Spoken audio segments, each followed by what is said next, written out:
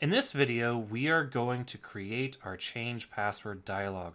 Now with most things, like most things with Android, there are multiple ways to do that. In this particular case, we are going to be using what are called dialog fragments, which are fragments that are hosted inside a little pop-up dialog. Now, this particular technique of using dialog fragments is really encouraged when your dialogs are a little bit more than trivial. When they have a lot of interaction, they might have some controls on them, and so on. So, if you're going to be creating a dialog that's more than just maybe a dialog that shows some text and an OK button, then I highly recommend you go this route and create the proper dialog fragments. So I guess let's just go ahead and get started. It's pretty straightforward. So what I'm going to do here is I am going to go into my Java folder and my main package, ComBuzzEura, and I will create a new package. So I'm going to right-click, select New, and select Package. And I'm going to call this package Dialogs. So the reason I'm separating this out into its own package is primarily because I want to introduce a base dialog fragment class. So I'm going to right-click Dialogs, select New, Class, and I'm going to say Base Dialog Fragment. So just like how we have a base activity and a base fragment, I also want to create a base dialog fragment. Now he is going to inherit from he's going to inherit from dialog fragment. So that is going to be under the android.app package. And if you note, dialog fragment inherits from fragment.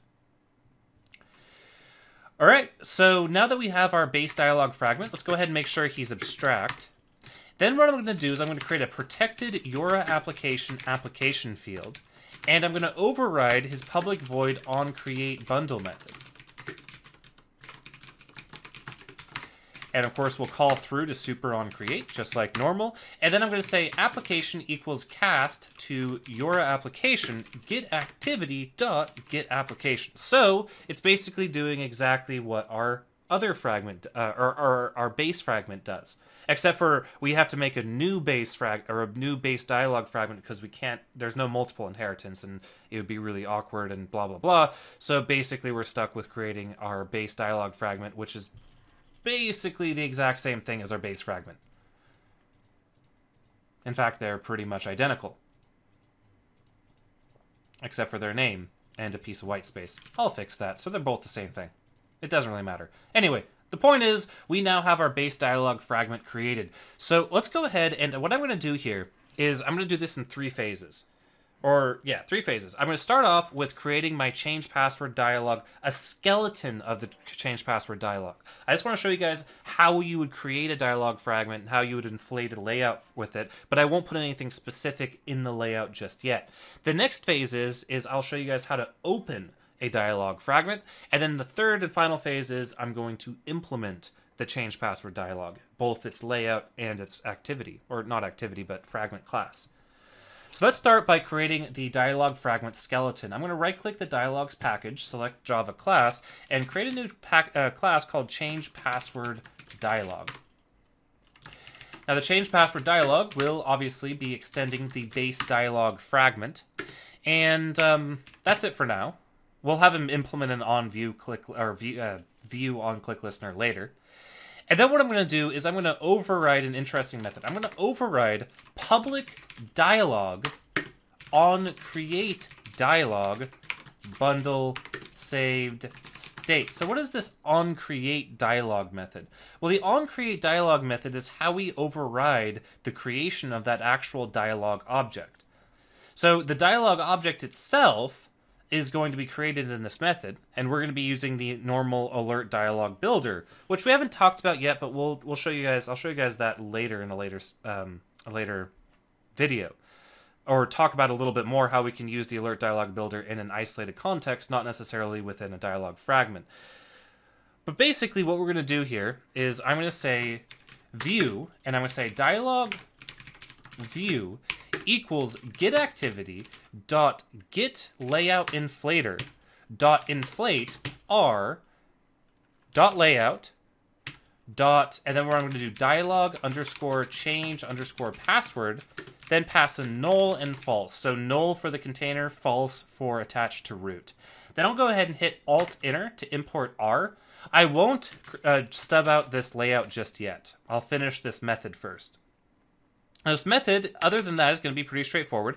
I'm going to go ahead and I'm going to say alert dialog equals new alert dialog.builder. And for the context, I'm going to pass in get activity, and then I'm going to start this method chain. And in this case, the only thing that we care about right now is set view, and I'm going to pass in dialog view. Then I'm going to do dot show, and then I'm going to end this method with return dialog. So this is a basic way that we can create a dialog with a custom view in a dialog fragment. Now that we have that all done, we can go ahead and put our keyboard cursor here on r.layout dialog change password and hit Alt-Enter, Enter. And I'm going to go ahead and leave that as a linear layout, so I'll hit Enter. And then in here, I'm going to change its height to wrap content. Then I'm going to come down here and I'm going to create a text view with a wrap content for width and height, and a text of change password, just so that we know that our layout got inflated. Obviously, we will be replacing this text view later down the line when we implement our change password dialog. All right, so that is the minimum to create a dialog fragment with a custom view. So let's go ahead and see how we can actually display our dialog. So to do that, what I need to do is I need to introduce a new menu item into my profile. So I'm going to open up my resource folder, my menu folder, and then select Activity Profile, and I'm going to add in a new item. So I'm going to go ahead and come out here. I'm going to say Item. I'm going to give it an ID of +ID/Activity Profile Menu Change Password. Seems like a good ID to give it. I'm going to give it an icon of drawable icy action, in this case, paste. I know it's kind of a poor icon choice, but out of the free icons repository that I was looking at, I couldn't find a better one. And then I'm going to set the title to change password, and I'm going to set the app show as action to always. Okay, so now we have our change password button. So now let's go ahead and implement it. So jumping back into our activities profile activity, we can scroll all the way down to the bottom to our on options item selected method. So remember, that's where that's the method that gets invoked when the user selects something off of the action bar. Then what I'm going to do is I'm going to say else if, I'm going to add an else if statement here, item ID equals r.id activity profile menu change password. Now, if you do a change password, we need to create our change password dialog. I'm not going to create a custom method for this. I'm just going to implement this all inline because it's pretty short. Basically, the way to display a dialog fragment is we first must create a fragment transaction. I'm going to say fragment transaction equals get fragment manager dot begin transaction, and then I'm going to say dot add to backstack null, so that when we hit the back key, the transaction will be undone. Then I'm going to instantiate my dialog fragment. I'm going to say change password dialog equals new change password dialog. And then I'm going to say dialog.show. So invoke the show method, which is part of the base dialog fragment, or the fragment dialog fragment class that we inherited from. Passing in my transaction and null for the tag. Then, of course, we need to return true to indicate to the operating system that we handled the options menu. Now let's hit play.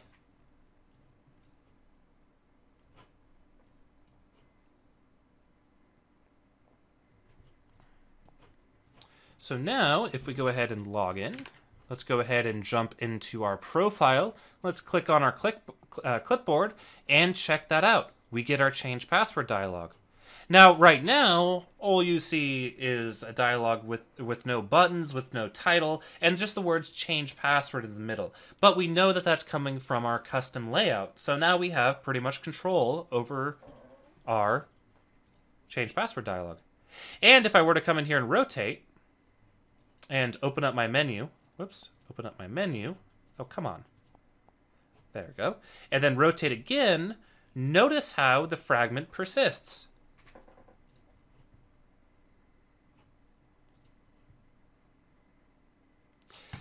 All right, so now that we've done that, let's go ahead and actually implement the logic in our change password dialog. There's not a whole lot to it, so we can just knock that out really quickly. Coming back into our dialog change password.xml file, let's do our layout first. Our layout's going to be pretty straightforward. First of all, I'm going to go ahead and give our linear layout a padding of 16 dp. I'm going to remove this text view because we no longer need it. And I'm going to create basically 3 similar edit texts. So I'm going to have, they're all going to match parent and wrap content. Then their hint for the first one, actually, let's do the hint last and make it more easier to copy and paste this. I'm going to set the input type to text password. I'm going to set single line to true. I'm going to set margin bottom to 16 device independent pixels. Then I'm going to do the hint, which the top one is going to be called current password, and it's going to have an ID of dialog change password underscore current password. All right, so now let's go ahead and copy and paste this 2 times. So I'm going to select all of this text, hit Control-C, Control-V twice, and then I'm going to just modify what needs to be modified in each case, which is A, their hint, and B, their IDs. So for the second item, I'm going to give it a hint of new password and an ID of, not surprisingly, new password. For the last item, I'm going to give it a hint of confirm new password with an ID of confirm new password. And that's it. That is our change password dialog. Not that exciting. So let's jump into our actual fragment class and go ahead and finish this guy off. So first of all, what I want to do is I want to create 3 edit texts at the top. I want to create my current password edit text, my new password edit text, and my new or confirm new password edit text. Next, what I want to do is I want to come down here to where we, right after we inflate our view, and I'm going to go ahead and get all of those references. So I'm going to say current password equals cast to edit text, dialog view, find view by ID, r.id, current password. We'll say new password is edit text, dialog view, find view by ID, r.id, and then new password. And then finally, confirm new password will be cast edit text, dialog view, find view by ID, r.id, confirm new password. Then what I'm going to do is I'm going to say if not application get auth get user has password has password. I probably need to fix that. If not is has password, then current password set visibility view dot none, or gone rather. So what am I doing here? Well, I'm saying if they don't have a password on their account, don't ask them for their current password, because that's kind of silly. Why wouldn't a user have a password on their account? Well, for example, if they logged in with Facebook or Google instead of logging in with the Yura account. All right, now let's go ahead and fix up our dialog. So we have our set view. Immediately after set view, I'm going to say set positive button to update. And then in this case, I'm going to pass in a null on click listener. Then I'm going to set a negative button to cancel, and he's going to be null. And then I'm going to set title to change password.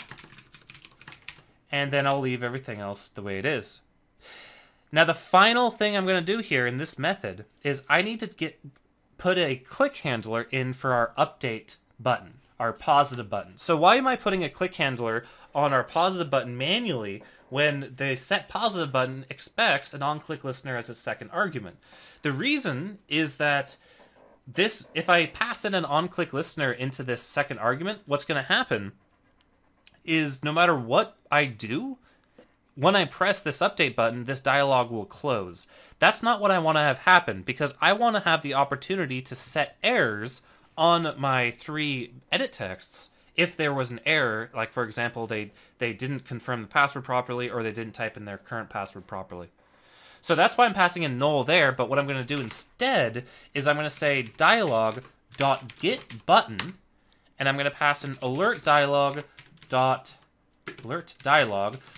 button positive. And then I'm going to say dot set on click listener, and I'm going to set it to this. Alright, so now on this, I'm going to put my keyboard cursor on the squiggly here. I'm going to hit Alt Enter down enter. What that'll do is that'll have this class implement view on click listener. As you see up there at the top, it now says implements view on click listener, and down here I now have this on click method. Of course, like always, I'm going to change that parameter to view instead of v. Okay, so this is where we would change our password. So I'm going to say to do send new password to server, but since we haven't written our service layer yet, what I'm going to do here is instead I'm going to say toast.makeToast, passing in get activity for the context, password updated as the text, and a duration of toast.length short .show, and then I'm going to invoke dismiss. Now the dismiss method will dismiss this dialog fragment. Alright, so let's go ahead and hit play and see what happens. So go ahead and wait a couple years. Log in. Check out our profile. Change our password. Check that out. Now we have changed password as the title, and we can type in stuff here. Notice how we don't have our other item. Remember our current password? We don't have that there because our has password boolean is set to false, so it's not going to show up. And then we have our cancel and our update method. So if I say cancel, it just closes. But if I say update, it says password updated as that toast. Either way, once we do write our service layer, we will definitely be coming back here and implementing this code properly.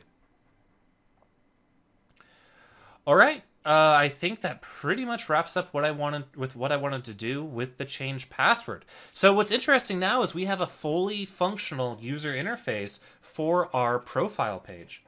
Now the only things that it doesn't do is, well, actually perform any of the updates that we have a UI there for. So very soon here, what we're going to have to discuss is how exactly we want our interaction with the server to be, how we want that to be laid out, and how we want to handle asynchronous programming. So I guess we'll see you guys in the next video.